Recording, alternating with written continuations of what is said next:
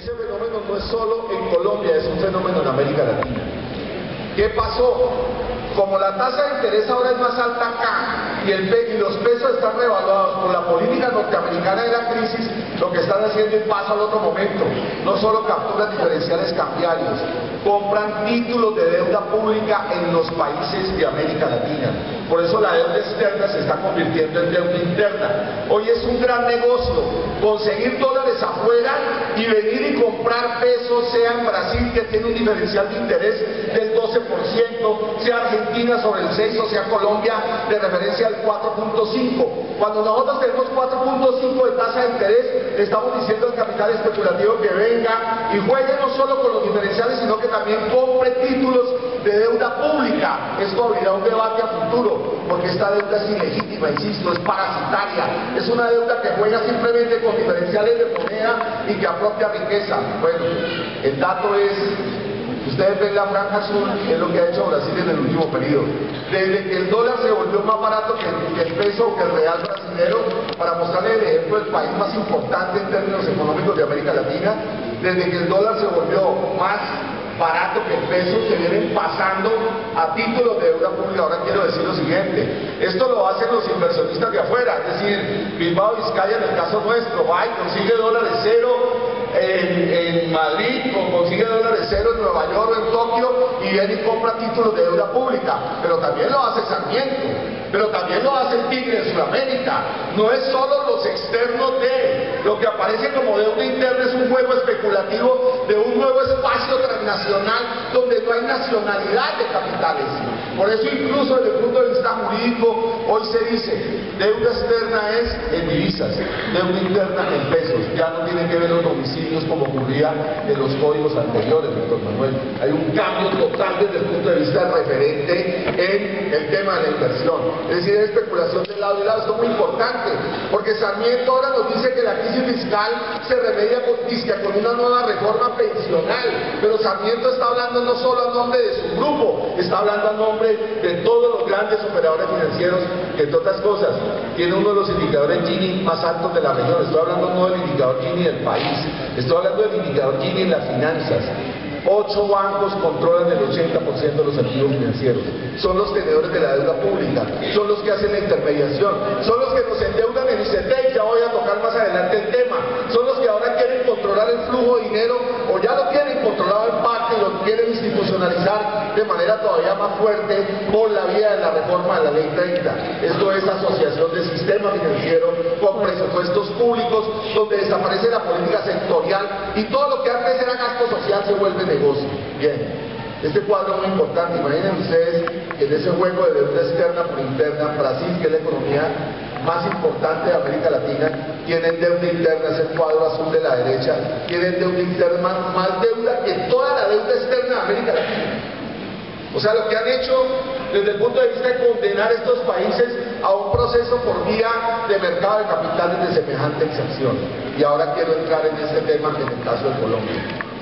En este cuadro se ve solo el pago de los intereses. ¿Por qué tomé el pago de los intereses? Por un tema que desafortunadamente no hemos insistido lo suficiente.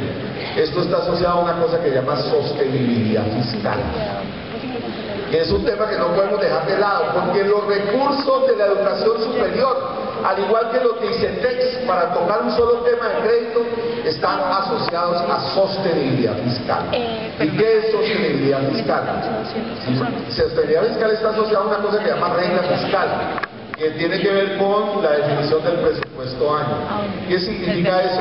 Cuando usted tiene los ingresos del Estado, lo que se llama ingresos corrientes de la nación, es decir, la suma de todos los impuestos, antes de cruzarlo en una contabilidad elemental con los gastos, usted tiene que sacar el pago de los intereses de la deuda. O sea, usted paga los intereses de la deuda porque los paga, porque antes incluso de hacer el cruce de gastos, usted le está garantizando al inversionista financiero que paga el interés de la deuda. Y el acto legislativo que asoció la regla fiscal, que se aprobó en el primer semestre, niega derechos contra sostenibilidad fiscal. Me explico. Si mañana vamos a reivindicar el artículo 54 de la Constitución, que dice que los salarios de los colombianos deben estar por encima de inflación, puede llegar el ministerio del ramo, puede llegar el presidente o el ministro público y decretar en cualquier instancia judicial incidente fiscal y por consiguiente no hay recursos para pagar. Es decir, es la guillotina contra los derechos sociales. Acabarán las tutelas para salud, que es lo que nos queda desde el punto de vista de las posibilidades de acción de la CPS en lo limitado que es la salud, Mario, desde el punto de vista de recursos.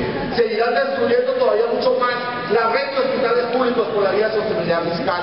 Pero adiciono, incluso la ley de víctimas dice que los recursos que se requieren para readecuar los territorios donde supuestamente los desplazados van a hacer retorno, tendrán sostenibilidad fiscal. Son un presupuesto irrisorio que está girando sobre 2 millones de pesos aproximados contra 3 millones de desplazados reconocidos aproximadamente más o menos 1 millón por la ley. Con eso nos van a también a decir sostenibilidad fiscal, es decir, todo es sostenibilidad fiscal. ¿Y saben cuál es la razón? El amigo Jairo hizo un título que a mí me gusta mucho, de un libro, de los últimos libros que sacó. Dice, los derechos del capital. O sea, la sostenibilidad fiscal son los derechos del capital versus los derechos sociales. Es la guillotina de los derechos del capital contra los gastos sociales y los derechos sociales. ¿Por qué este cuadro es tan importante? Porque a datos del 2009, finales del 2009, el 43% de la amortización de deuda en Colombia es intereses. Se los pongo en el presupuesto de hoy, de 160 billones de pesos que apropiaron para la próxima vigencia, es decir, para el 2012, de 160 billones, 40 son amortización de deuda. Ojo con eso, 26% ya del presupuesto colombiano año es deuda, pero adiciono, en los 2 últimos años el incremento de la deuda pública ha sido de 10 puntos. Lo cual significa un crecimiento mucho más alto que el del PIB, que está sobre 5, 4 aproximadamente, es decir, que prácticamente la deuda está creciendo el doble de lo que está creciendo la economía real, y por consiguiente lo que vamos a asistir a la vuelta de 2 o 3 años es que la sostenibilidad fiscal va a ser todavía más fuerte, más dura, porque necesitan seguir cumpliendo con los compromisos internacionales. Estas son exigencias de las calificadoras de riesgo, estas son exigencias del Fondo Monetario, del capital transnacional. Esto es lo que llaman confianza inversionista, es lo que tiene que ver con las garantías para que los inversionistas de portafolio, a pesar de la enorme crisis que se está viviendo a nivel internacional, sigan viniendo al país. Es decir, no importa, en un país donde tiene el indicador Gini más alto de América Latina, una pobreza de la mitad de la población, una indigencia del 20%, no importa seguir condenándola, atrapándola en la pobreza absoluta, en la negación total por parte del Estado de cualquier responsabilidad, a cambio de cumplir con el presupuesto de los intereses de la deuda. Por eso me interesaba resaltar este cuadro, en el juego especulativo, tema que nos plantea el siguiente dilema. Hay posibilidades de discutir presupuesto adicional, no solo para la educación, la salud, la vivienda, el gasto social.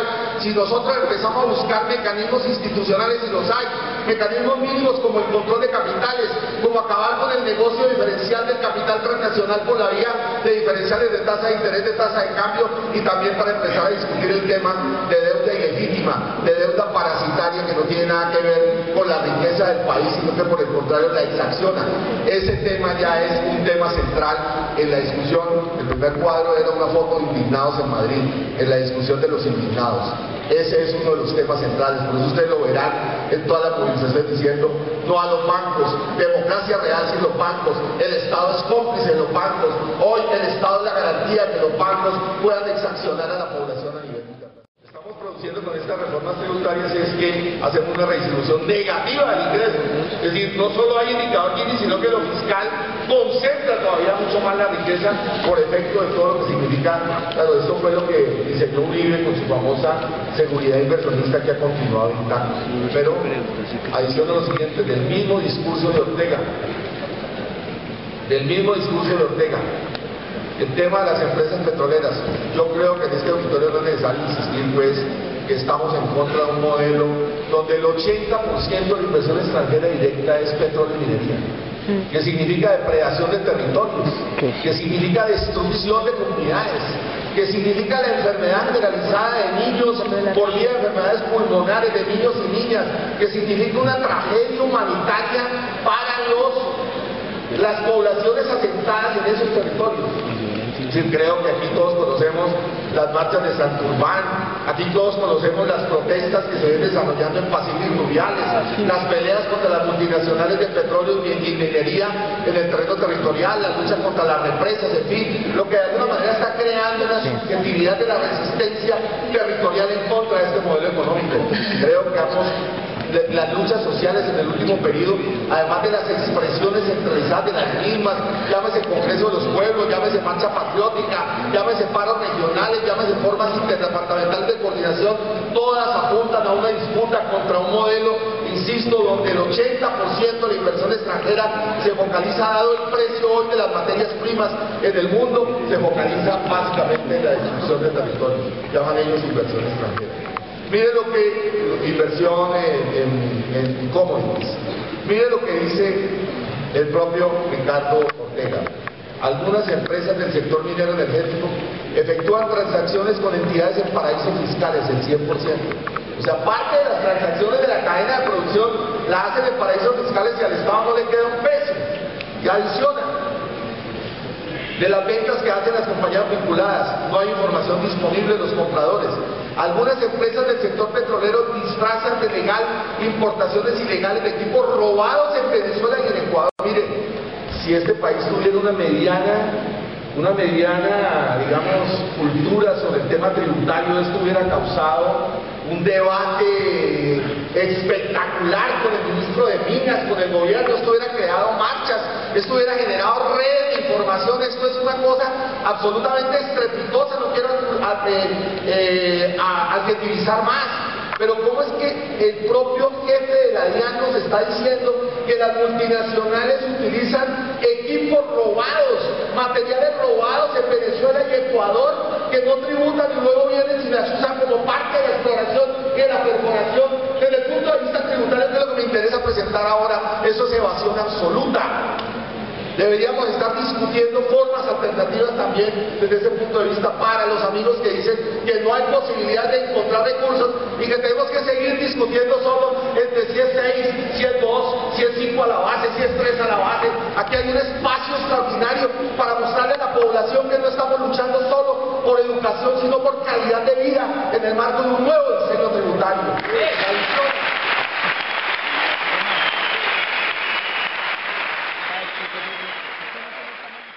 Hoy en Estados Unidos por primera vez el crédito de familias pobres en educación ya superó el monto en dinero de las tarjetas de crédito, y lo hicieron con esta misma política que están diseñando en ICETEX. Les dicen tasa de interés cero. Claro, la gente se endeuda en tasa de interés cero. Debo decir lo siguiente, que esto tiene que ver con el plan Access también. El grueso de ese crédito va para SENA, tecnológicos y técnicos, que tiene que ver con esto. En la segmentación del mercado de trabajo que planteaba Víctor, en la segmentación del mercado de trabajo va a haber trabajo de punta, que son los que pueden pagar 12 millones de pesos semestre y demás, y que se pueden articular con los analistas simbólicos, sean sociales o de ingenierías y demás, en el gran mercado transnacional del conocimiento. Pero el grueso de la población va a ir al proceso que está entre el SENA, articulación con bachilleratos, ojo con ese programa de articulación de bachilleratos, técnicos y tecnológicos, y pasarán por esa vía una cosa que llama ley del primer empleo, donde el empleo precario, no niego que la competencia y habilidad tiene que ser más compleja, incluso en esos niveles precarios del escalafón del trabajo, como lo muestra, por decir algo, Castells. O sea, necesita también otro tipo de formación, de competencia pedagógica para poder acceder hoy incluso a un taller de mecánica donde ya el chofer no está analizando con el ruido del motor como era antes, sino con un motor computarizado, para poner solo un ejemplo. Es decir, aún en los niveles precarios laborales se requiere una serie de competencias mínimas estandarizadas ya a nivel internacional, que de alguna manera adecúan al escenario de la transnacionalización de la inversión asociada a la segmentación del trabajo. Lo que quiero discutir o lo que quiero presentar es que el grueso de la formación está en los créditos de ICETEX, ustedes lo pueden ver ahí, está en el grueso del diseño de Access, es carreras técnicas tecnológicas, eso va a terminar siendo el 80% del crédito. Es decir, por eso pueden decir, le quitan recursos a la universidad pública, porque el grueso de la gente que va a terminar el bachillerato va a pasar a técnicos y tecnológicos. Y vamos a tener una carga enorme de diplomados. De hecho, ya lo hicieron en el SENA por reestructuración de tiempos, una carga enorme de diplomados que se combina con las leyes laborales sobre todo la ley del primer empleo, que condena a los jóvenes al trabajo prácticamente hasta los 27 años. Pero estaba terminando esta idea. Tasa de interés cero mientras captura. Y luego dice el artículo, pero habrá también sostenibilidad fiscal.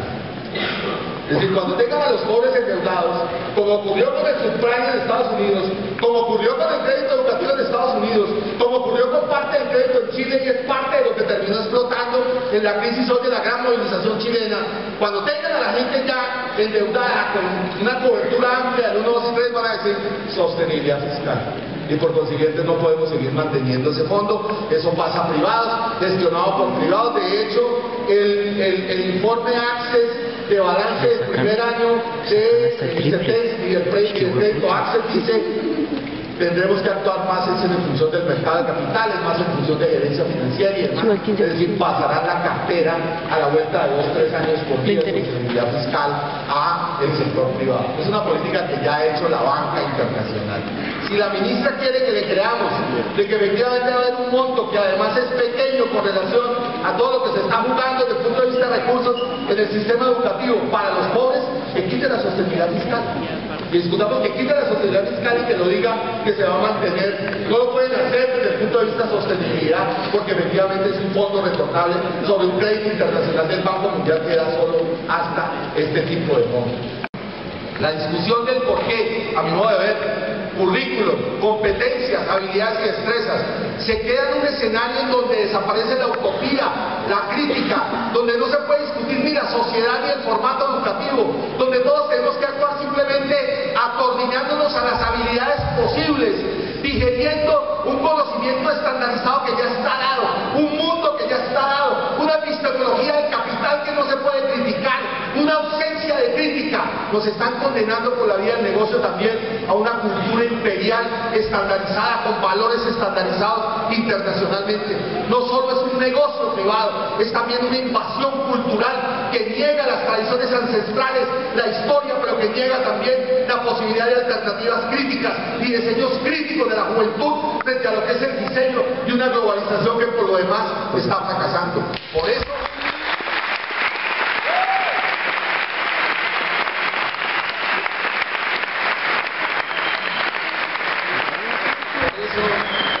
simplemente para terminar por tiempo, debemos levantar la consigna de que también tenemos derecho a indignarnos. Muchas gracias.